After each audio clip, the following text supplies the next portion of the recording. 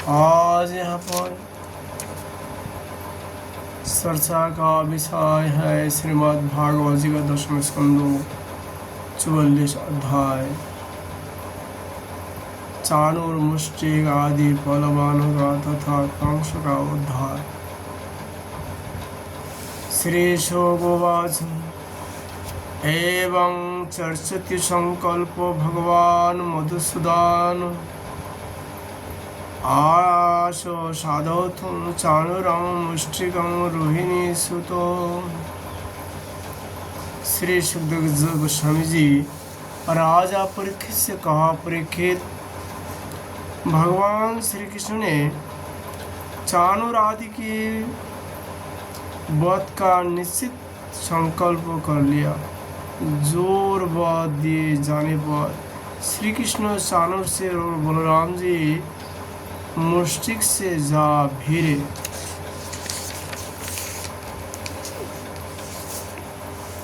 वे लोग एक दूसरे को जीत लेने की इच्छा से हाथ बात कर और पैरों में पैर अड़ा कर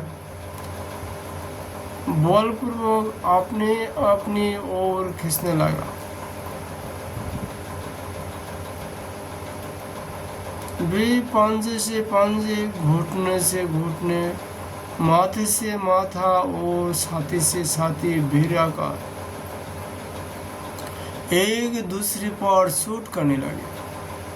इस प्रकार दाव पेश करते करते अपने अपने जोरीदार को पकड़कर इधर उधर घुमाते, दूर ढकेल देते, जोर से जाकर लेते, लिपट जाते, उठाकर पटक देते, छूटकर निकाल भागते और कभी छोड़कर पीछे हट जाते। इस प्रकार एक दूसरे को रोकते हुए प्रहार करते और अपने जोरीदार को पछाड़ देने की चेष्टा करते। कभी कोई नीचे गिर जाता तो दूसरा उसे घुटनों और पैरों में दबाकर उठा लेता, हाथों से पकड़कर ऊपर ले जाता, गले में लिपट जाने पर ढकेल देता और आवश्यकता होने पर हाथ पांव इकट्ठे करके गार्ड बांध देता। सुखदेव गोस्वामी जी कहते हैं, परीक्षित, इस दंगल को देखने के लिए नगर की बहुत सी महिलाएं भी आई हुई थी। उन्होंने जब देखा कि बड़े बड़े पहलवानों के साथ ये छोटे छोटे बलहीन बालों लड़ाए जा रहा है, तब वे अलग अलग टोलियां बनाकर करुणावश आपस में बातचीत करने लगी। यह राजा कंस की सभासद बड़ाई अन्याय है और अधर्म कर रहा है। कितनी खेद की बात है कि राजा के सामने ही ये बोली पहलवानों और निर्बल बालकों के युद्धों का अनुमोदन करते हैं। बहन देखो, इन पहलवानों का एक एक अंग वज्र के समान कठोर है। ये देखने में बड़े भारी पर्वत से मालूम होता है, परंतु श्री कृष्ण और बलराम अभी जवान भी नहीं हुए हैं। इनकी किशोर अवस्था है, इनका एक एक अंग अत्यंत सुकुमार है। कहाँ ये और कहाँ वे, इतने लोग यहाँ इकट्ठे हुए हैं, देख रहे हैं, उन्हें अवश्य धर्मोल्लंघन पाप लगेगा। सखी, अब हमें भी यहाँ से चल देना चाहिए। जहाँ अधर्म की प्रधानता हो वहाँ को भी ना रहे, यही शास्त्र का नियम है। देखो, शास्त्र कहता है कि बुद्धिमान पुरुष को सभासदों के दोषों को जानते हुए सभा में जाना ठीक नहीं है, क्योंकि वह जाकर उन अवगुणों को कहना, चुप रहना अथवा मैं नहीं जानता ऐसा कह देना, ये तीनों ही बातें मनुष्य को दोष भागी बनाती है। देखो देखो श्री कृष्ण शत्रु के चारों ओर पितरा बदल रहा है। उनका मुख पर पसीने की बूंदे ठीक वैसे ही शोभा दे रहा है जैसे कमल कोश पर जल की बूंदे। सखियों, क्या तुम नहीं देख रही हो कि बलराम जी का मुख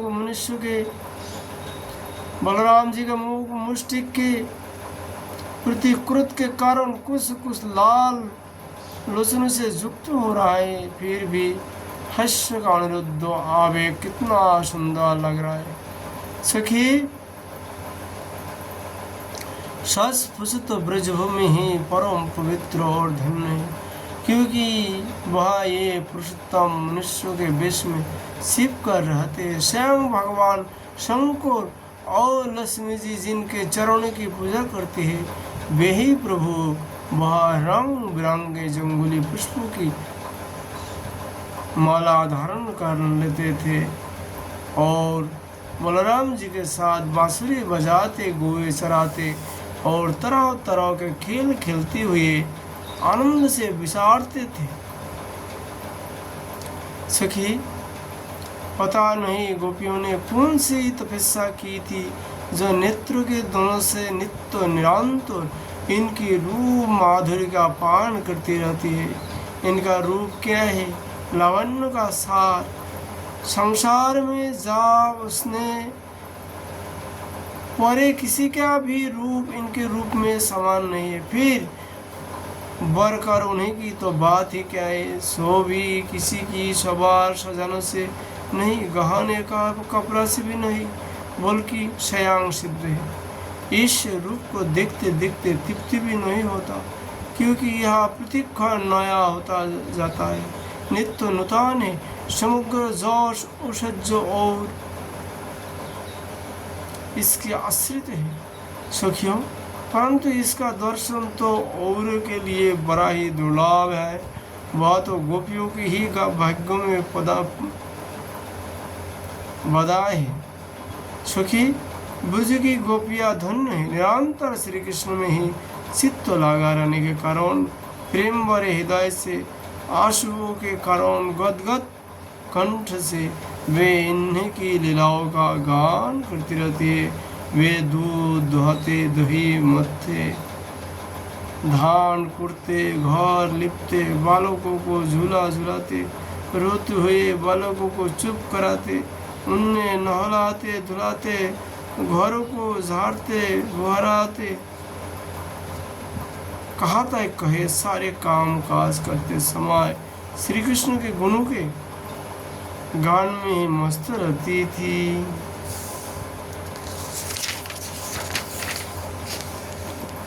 ये श्री कृष्ण जब प्रातः काल गौ को चराने के लिए ब्रज में वन में जाते हैं और सायंकाल उन्हें लेकर ब्रज में लौटते हैं, तब बड़े मधुर स्वर से बांसुरी बजाते हैं। उसकी टेर सुनकर गोपियां घर का सारा काम काज छोड़कर झटपट रास्ते में दौड़ आती है और श्री कृष्ण का मंद मंद मुस्कान एवं दया भरे सिद्धवन से युक्त मुख कमल निहार कर निहाल होती है। सास मुझ गोपिया ही परम भाग्यपूर्णवती है। भरतवंशी शिरोमणि जिस समय पूर्ववासिनी स्त्रियां इस प्रकार बात कर रही थी, उसी समय जोगेश्वर भगवान श्री कृष्ण ने मन ही मन शत्रु को मार डालने का निश्चय किया। स्त्री की यह भयपूर्ण बात माता पिता देवकी वसुदेव भी सुन रहे थे।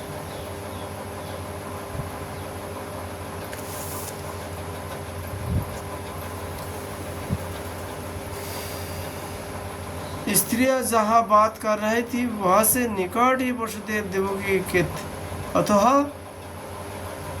वे उनकी बात सुन सके।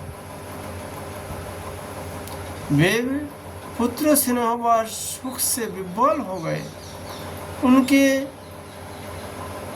हृदय में बड़ी जलन, बड़ी पीड़ा होने लगी, क्योंकि वे अपने पुत्रों के बाल बच्चों को नहीं जानते थे। भगवान श्री कृष्ण और उनसे भिड़ने वाला चाणूर दोनों ही भिन्न भिन्न प्रकार के दाव पेश का प्रयोग करते हुए परस्पर जिस प्रकार लड़ रहे थे, वैसे ही बलराम जी और मुष्टिक भी भिड़े हुए थे।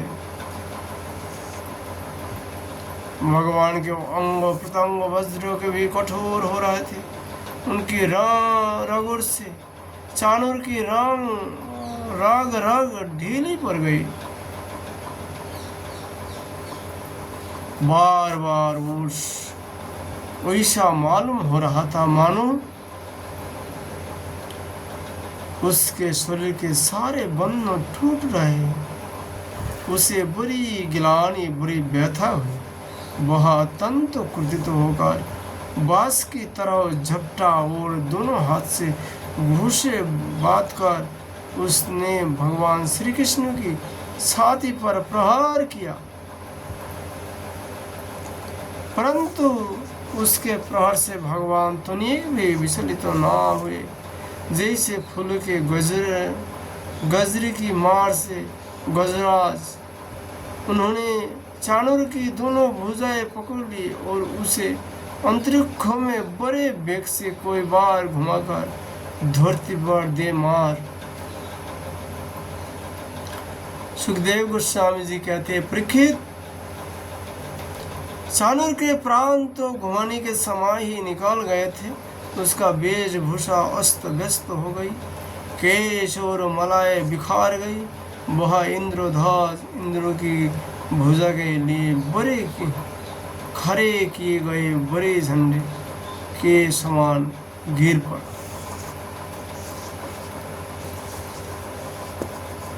इस प्रकार मुष्टिक ने भी पहले बलराम जी को ये घूसा मारा। इस पर बोली बलराम जी ने उसे बड़े जोर से एक तमाशा जला दिया। तमाशा लगने से वह कांप उठा और आदि से उखाड़े हुए वृक्ष के समान अत्यंत व्यथित और अंत में प्राणहीन होकर खून उगलता हुआ पृथ्वी पर गिर पड़ा। हे राजन, इसके बाद योद्धाओं में श्रेष्ठ भगवान बलराम जी ने अपने सामने आते ही कूट नामक पहलवान को खेल खेल में ही बाएं हाथ के घूसे से विक्षपूर्वक मार डाला।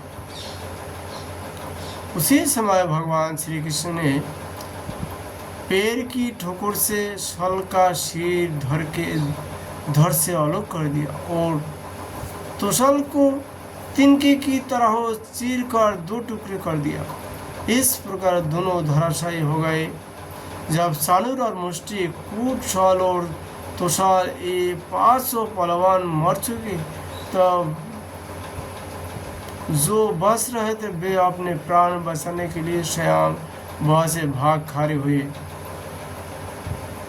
उनके भाग जाने पर भगवान श्री कृष्ण और बलराम जी अपने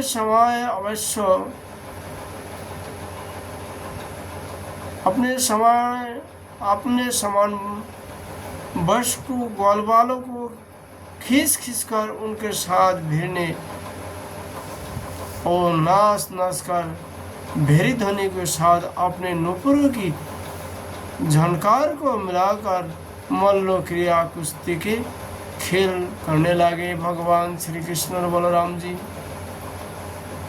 भगवान श्री कृष्ण और बलराम की इस अद्भुत लीलाओं को देखकर सभी दर्शकों को बड़ा आनंद हुआ। श्रेष्ठ ब्राह्मण साधु पुरुष धन्य है इस प्रकार कहकर प्रशंसा करने लगे, परंतु कंसों को इससे बड़ा दुख हुआ। वह और भी चिढ़ गया। जब उसके प्रधान पहलवान मार डाले गए और बचे हुए सब के सब भाग गए, तब भोजराज कंस ने अपने बाजे गाजे बंद कराए दिए और आपने सेवकों को यह आज्ञा दी, और वसुदेव के इन दुष्चरित्रों लड़के को नगर से बाहर निकाल दो। गोपों का सारा धन छीन लो और दुर्बुद्धि नंदों की कैद कर लो।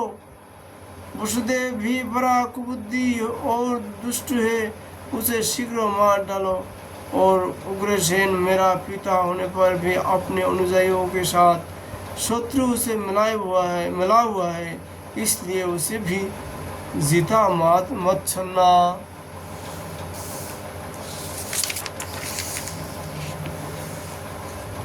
कंस इस प्रकार बर कर बकबाद कर रहा था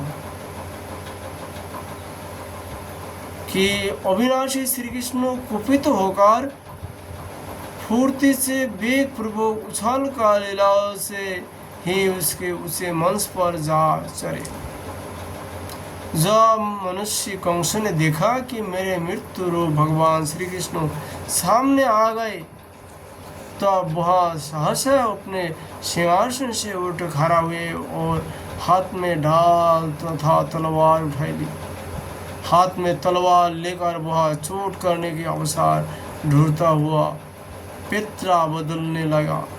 आकाश में उड़ते हुए बांस के समान वह कभी दाई जाता तो कभी बाई और, परंतु भगवान का प्रचंड तेज अत्यंत दुस्सह है। जैसे गुरु सांप को पकड़ लेते हैं, वैसे ही भगवान ने बलपूर्वक उसे पकड़ लिया।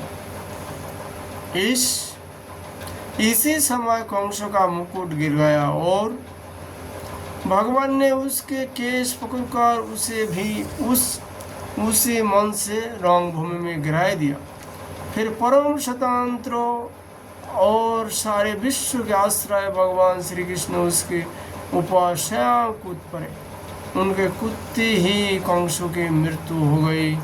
सबके देखते देखते भगवान श्री कृष्ण कंस की लाश को धरती पर उसी प्रकार घसीटने लगे जैसे सिंह हाथी को घसीटे।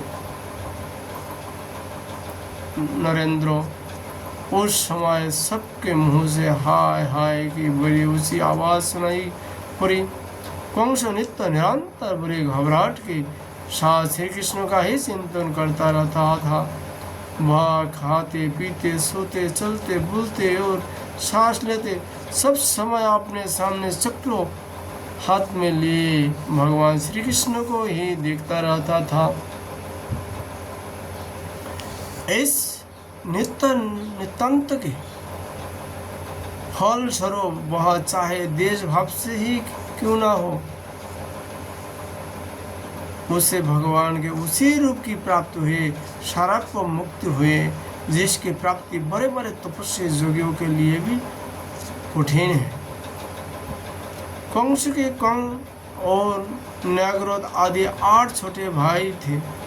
वे अपने बड़े भाई का बदला लेने के लिए क्रोध से आग बबूले होकर भगवान श्री कृष्ण और बलराम की ओर दौड़े। जब भगवान बलराम जी ने देखा कि वे बड़े वेग से युद्ध के लिए तैयार होकर दौड़े आ रहा है, तब उन्होंने परी उठाकर उन्हें वैसे ही मार डाला जैसे सिंह पशु को मार डालता है।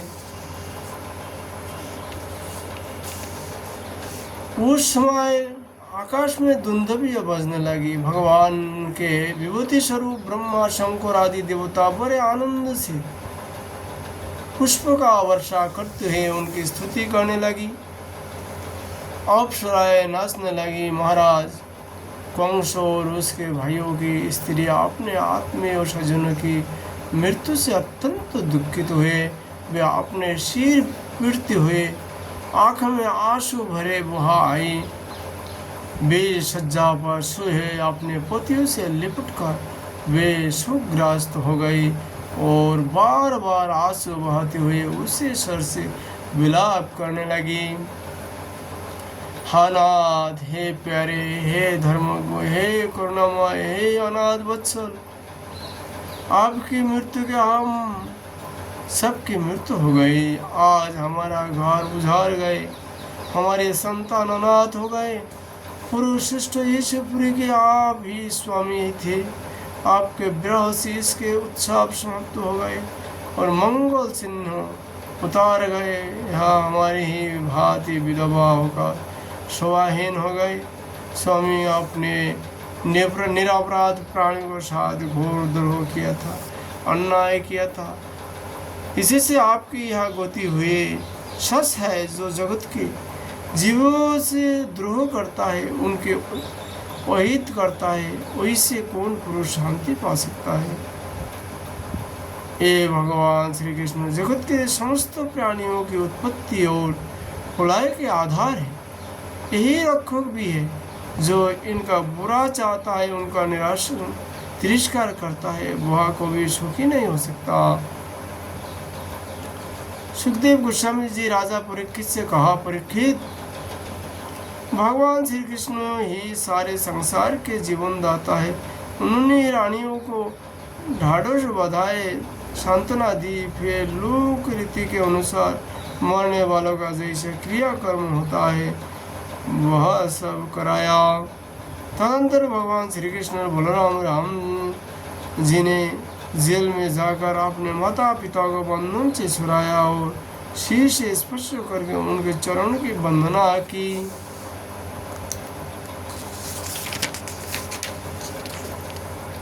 किंतु आपने पुत्र के प्रणाम करने पर भी देवकी और वसुदेव उनने जगदीश्वर समझकर आपने हृदय से नहीं लगाया। उन्हें शंका हो गया कि हम जगदीश्वर को पुत्र कैसे समझेंगे। आज हम लोग श्रीमद् भागवत जी की कथा है विश्राम देता हूँ। इति श्रीमद् भागवत महापुराण पारमांश संहिता दशम से पूर्वार्धे कंसवध नाम संवदन चतुर्थ अध्याय। राधे राधे।